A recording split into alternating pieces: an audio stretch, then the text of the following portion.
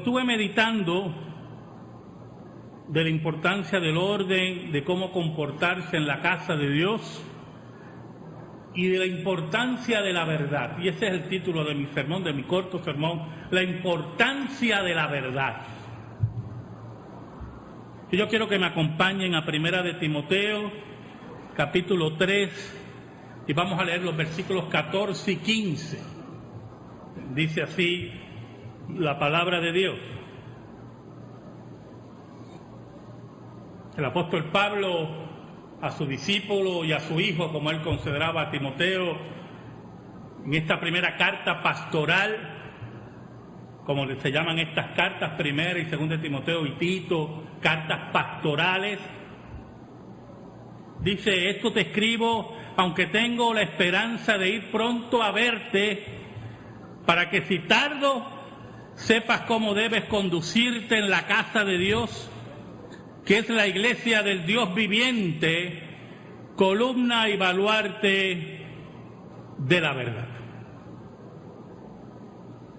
Oramos. Gracias te damos, Señor.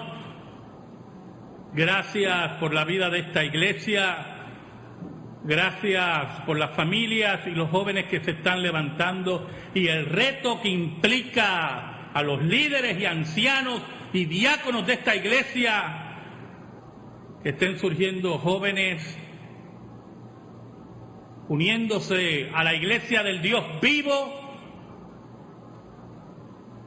y nuestra gran responsabilidad de cuidarlos y estar a su lado. En esta hora, Señor, guíanos en esta exposición corta de tu palabra y llega a los corazones de tu pueblo. Ayúdanos, Señor, porque no somos nada sino pecadores, enemigos de tu ley, cercanos a ti solamente por los méritos de Cristo. En el nombre de Jesús.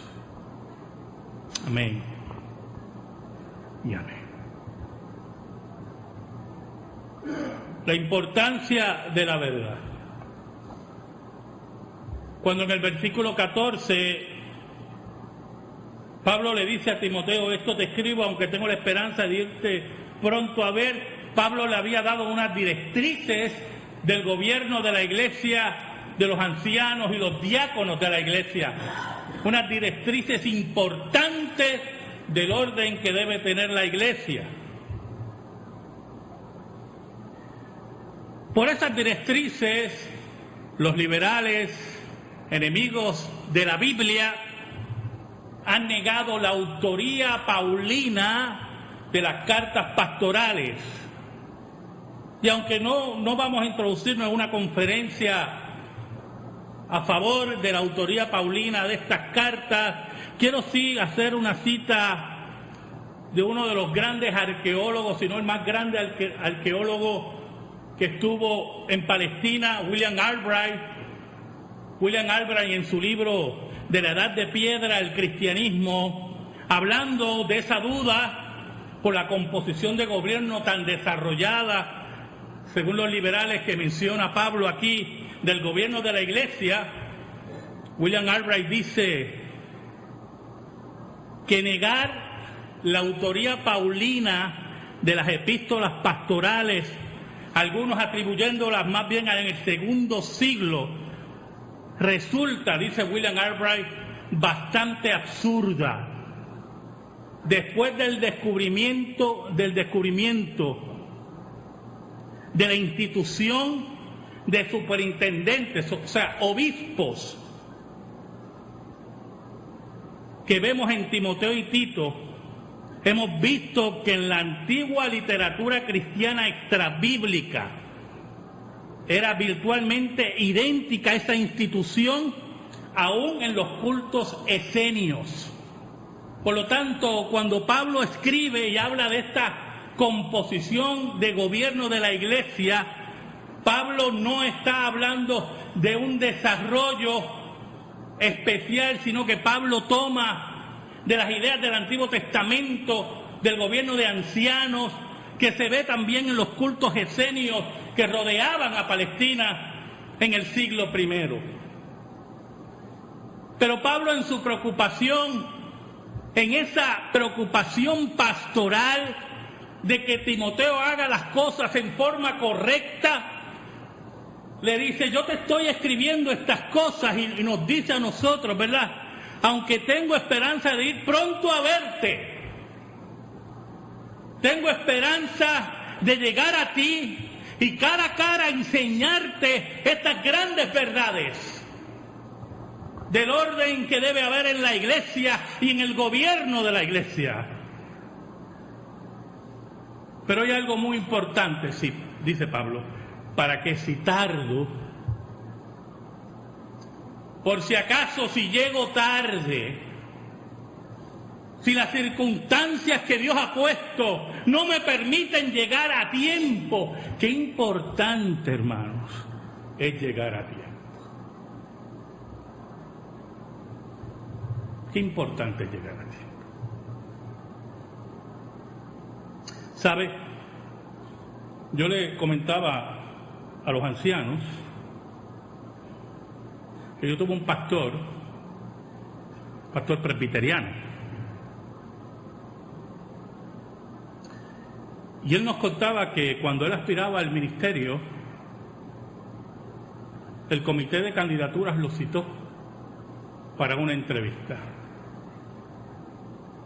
Y ese día él llegó media hora tarde, 15 a media hora tarde a la entrevista. Y estaba el comité reunido y el presidente del comité.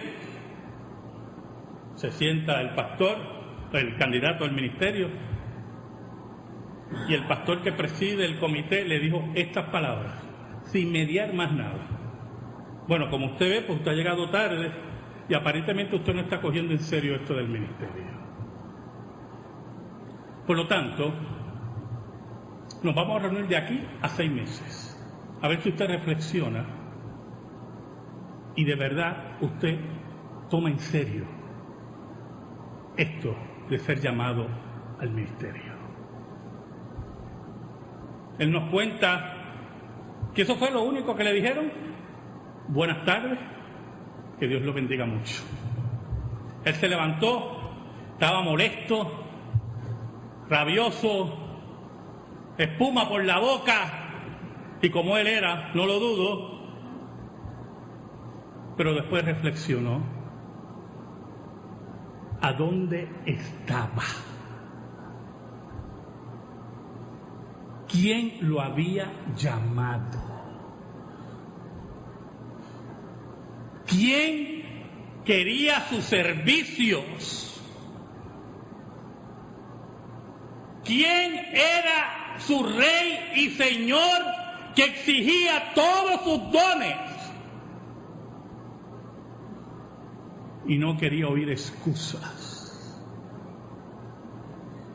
Para que si tardo, sepas cómo debes conducirte en la casa de Dios.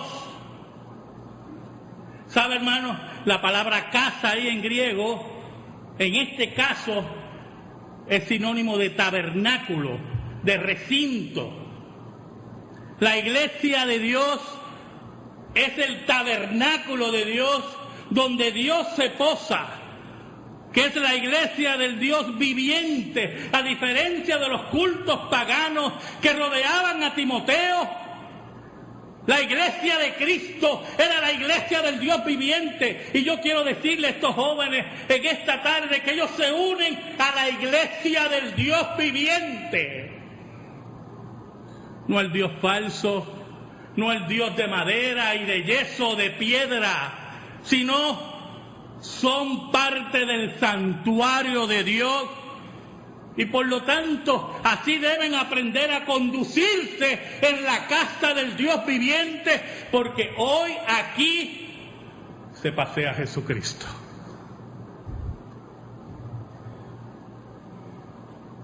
Los cultos que rodeaban a Timoteo eran cultos de dioses muertos, de dioses que no hablaban, de dioses que tenían que ser cargados. Pero aún más, vamos a complicar el cuadro. Muchos de esos dioses tenían oráculos, centros donde la gente iba y las sacerdotisas recibían la visita del Dios, eran bautizadas por ese Dios y empezaban a hablar en lenguas, más bien en jeringosa, y venían, interpretaban, y así ellos sabían la voluntad de ese Dios. Pero para llegar a ese punto, para llegar a ese escalafón, que usted se acercara al oráculo, usted tenía que tener un compromiso con un Dios muerto, un compromiso pecaminoso, un compromiso de idolatría.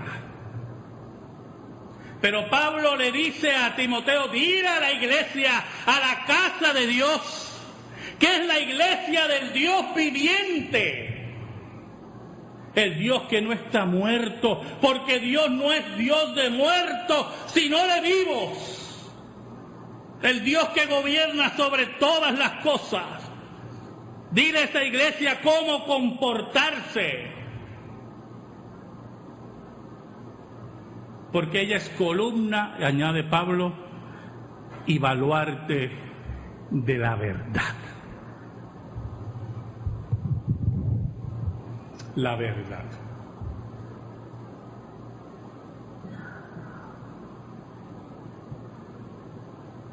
Qué importante es la verdad.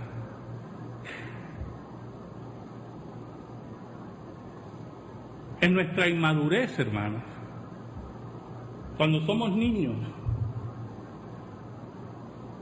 como algunas veces como somos adolescentes, podemos creer cualquier cosa. Esa es parte de la inocencia, de la adolescencia. Pero ¿sabe algo? Cuando maduramos, queremos saber la verdad. No toleramos que nuestro médico nos mienta. No toleramos que nuestra pareja nos engañe. No toleramos, bueno, se supone que no tolere que los políticos los engañen. Apreciamos la verdad, la valorizamos. Solamente los inmaduros, solamente aquellos que quieren la destrucción del ser humano, no valoriza la verdad. Por eso los enemigos de los valores no quieren escudriñar la verdad y la importancia de los valores. Por eso los enemigos de Dios no quieren saber de Dios, porque no quieren saber la verdad. Solamente los inmaduros y los impíos son los que no le importa la verdad. Pero yo le digo a estos jóvenes, en esta hermosa tarde, y a todos ustedes, que para que una iglesia sea una iglesia del Dios vivo, tiene que ser columna y baluarte de la verdad. No puede ser una iglesia de doble ánimo, de doble juego, de doble camino. No puede ser una iglesia que cree y no cree en la Biblia, que cree y no cree en el matrimonio, que cree y no cree en el aborto, que cree y no cree en lo que dice la Escritura, que Cristo es el único camino. Esa no es la iglesia verdadera. Esa no es columna y baluarte de la verdad. ¿Cuánto nosotros valorizamos la verdad? Y dígame que usted no valoriza la verdad. Dígame que si en su trabajo secular usted no quiere que le digan la verdad. Dígame si a su pareja, usted no le exige que le diga la verdad. Dígame que cuando usted va al médico, usted no le dice al médico, doctor, dígame la verdad. Cuando usted tiene problemas con sus hijos, no me diga que usted no le dice a su hijo, dime la verdad. Nosotros valorizamos la verdad. La verdad es que lleva el rumbo correcto de la vida. Los dioses muertos que rodeaban a Timoteo no decían la verdad. Pero Pablo le dice a Timoteo que la iglesia del Dios viviente es columna y baluarte de la verdad. ¿Saben? Y el que se crea que yo he obviado eso no me conoce, ¿oyó? Varios de estos jóvenes aquí en un pasado tomaron la Santa Cena. Cuando aquí, de una forma irresponsable, se enseñó la paido comunión.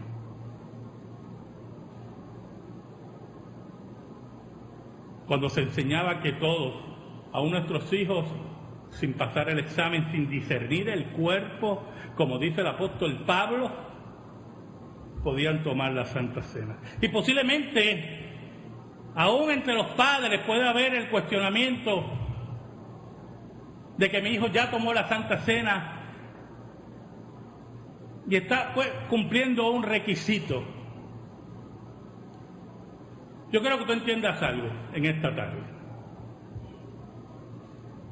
Toda práctica pasada que no es bíblica es totalmente descartada por la palabra de Dios y por la práctica bíblica de esta congregación, y es responsabilidad última de este consistorio y de este pastor.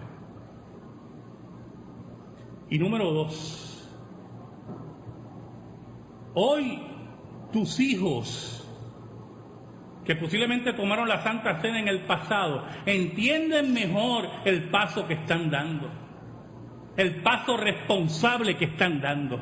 Pero no solamente porque es un paso responsable y porque debe ser de conciencia se debe dar, sino porque a la luz de la Escritura, que es nuestra única regla de fe y conducta, y nosotros como iglesia, como baluarte y columna de la verdad, ella nos enseña que el sacramento de ratificación del pacto, porque ustedes van a tomar el sacramento de ratificar el pacto, ese pacto que sus padres hicieron con Dios cuando los trajeron a las aguas bautismales, y ustedes reciben la señal del pacto en ese bautismo. Hoy ustedes ratifican ese bautismo y nuevamente lo repetirán y ratificarán ese pacto delante de Dios, el nuevo pacto con Dios, y asumen una responsabilidad ante Dios y ante su iglesia,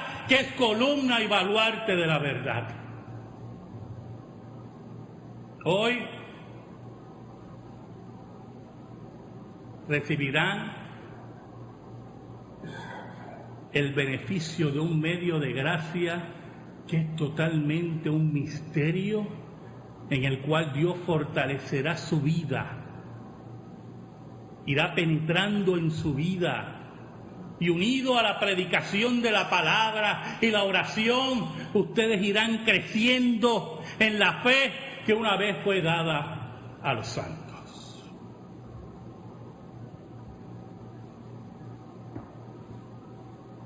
¿Saben, hermano?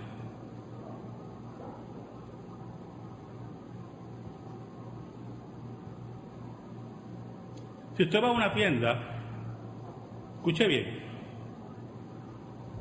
y el artículo vale $24.99, olvídese del IVU que no va a entrar en ese cálculo, ¿ok? Y el artículo vale $24.99 y a usted le cobran $27.99, usted se va a ofender porque le mintieron. Porque el anuncio decía $24.99 y en la caja decía $27.99. Y usted se va a molestar y va a reclamar por $3 tristes. Yo sé lo que pensó ahora. No son tan tristes, pastor.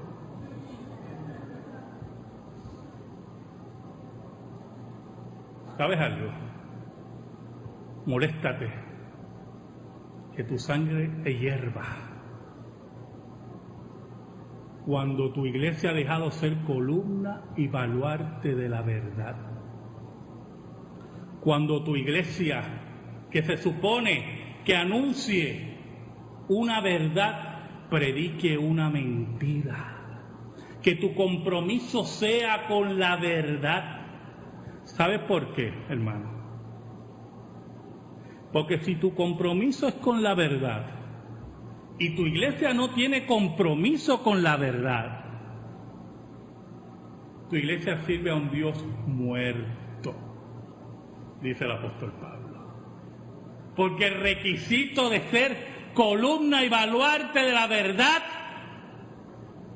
oiga, es que la repercusión es que servimos a un Dios vivo. En esta tarde, estos jóvenes darán un paso importantísimo en sus vidas. Yo descubrí hace muchos años, hermano, la importancia de sembrar la palabra de Dios en los jóvenes. Lo descubrí hace muchos años. Cuando yo tenía 6 años, mis padres, mi madre, viene del caserío Puerta de Tierra, y mi padre del caserío San Agustín. Se conocieron en la iglesia metodista de Puerta de Tierra. Mi madre convertida, mi padre no sé hasta el día de hoy. Los dos ya murieron. Pero me acuerdo que cuando iba a casa de mi abuela en el caserío Puerta de Tierra, los sábados había una escuela de extensión en uno de los edificios, una escuela bíblica de extensión. Y yo iba a esa escuela bíblica de extensión, 5 o 6 años, todavía me acuerdo.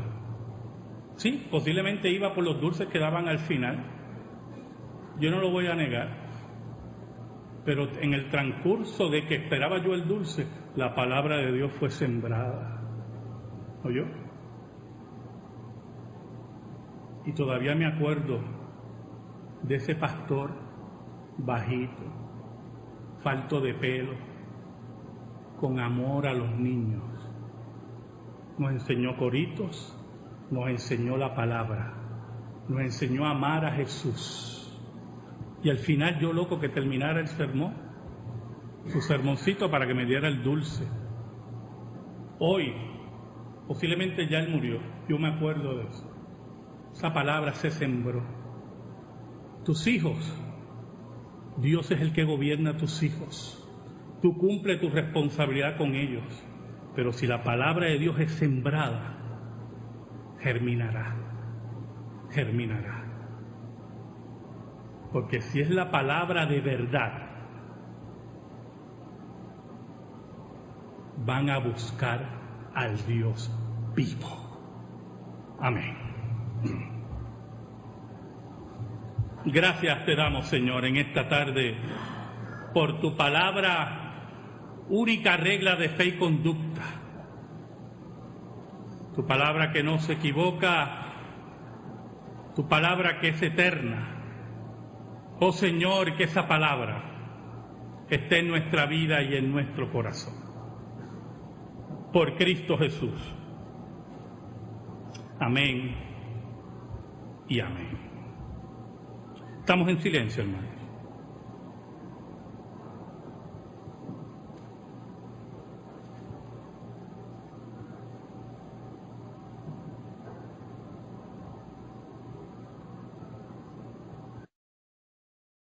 Dice así la palabra de Dios. El apóstol Pablo a su discípulo y a su hijo, como él consideraba a Timoteo, en esta primera carta pastoral, como se llaman estas cartas, primera y segunda de Timoteo y Tito, cartas pastorales, dice: esto te escribo, aunque tengo la esperanza de ir pronto a verte. Guíanos en esta exposición corta de tu palabra y llega a los corazones de tu pueblo.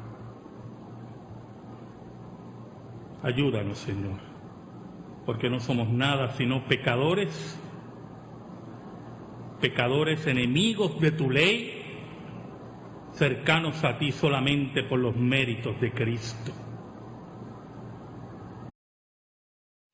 Estuve meditando de la importancia del orden, de cómo comportarse en la casa de Dios y de la importancia de la verdad. Y ese es el título de mi sermón, de mi corto sermón, la importancia de la verdad. Y yo quiero que me acompañen a Primera de Timoteo, capítulo 3, y vamos a leer los versículos 14 y 15. Para que si tardo, sepas cómo debes conducirte en la casa de Dios, que es la iglesia del Dios viviente, columna y baluarte de la verdad. Oramos. Gracias te damos, Señor. Gracias por la vida de esta iglesia. Gracias por las familias y los jóvenes que se están levantando y el reto que implica a los líderes y ancianos y diáconos de esta iglesia, que estén surgiendo jóvenes uniéndose a la iglesia del Dios vivo, y nuestra gran responsabilidad de cuidarlos y estar a su lado. En esta hora, Señor,